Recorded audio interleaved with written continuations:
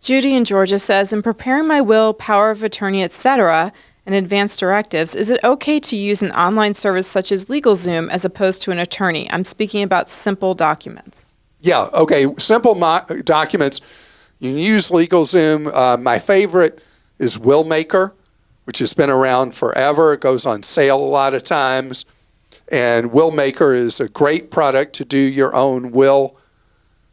What are the circumstances where you would not want to use LegalZoom or Willmaker? Blended family.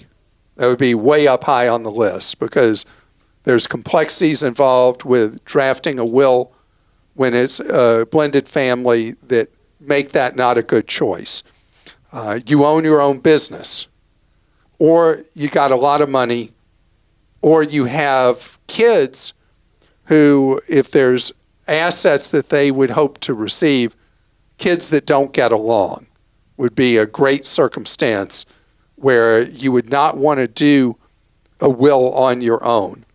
If your situation is very simple, you don't have a good story that neighbors can gossip about, you got a very simple life, you work for a company, your life is pretty linear, there's not a whole bunch of extraneous things going on, doing your own will is okay. Lawyers that specialize in wills, estates, and trusts, I'm not a lawyer, by the way, lawyers who specialize in wills, estates, and trusts cringe every time I even attempt to answer this question, because the answer to every will question to them is you need to hire a lawyer. As a practical matter, there are people who won't do that, will not go see a lawyer for it, and die without a will, in which case the state decides what happens. Particularly if you have minor children, even if you don't have assets, it's important that you have a will to state who you want to raise your children in the event of your untimely demise. You die without a will, imagine your state deciding who raises your kids. And she mentioned, power of attorney and advanced medical directives. So even if you don't have, you want to have those too. So many states now have statutory medical directives, what used to be called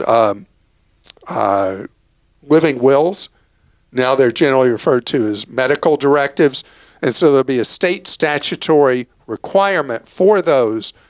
And if you don't do one of those, you got issues involved at the time you become incapacitated if that happens to you.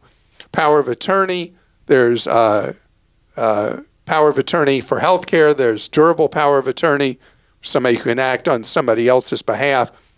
Depending, again, on the complexity of your situation, you can do it yourself, or you have to hire someone, a professional, a lawyer who specializes, again, in wills, estates, and trusts to do this for you. But do it yourself, you mean using official documents through a LegalZoom or something like that? Right, and again, don't just write it out. For the medical power of attorney or medical directives, it may be state statute required, meaning there's a state form that is easily available at a state website or just by searching medical directive state of, where's? Georgia. Mm-hmm. So Georgia is a state-required directive. It is a state-specific form. And for people who live in more than one state, a lot of people may live part-time in one state. Your parents do. Mm-hmm. Part-time. They live part-time in Virginia and part-time in Florida? Well, they just spend time in the winter in Florida. They're Virginia residents, really.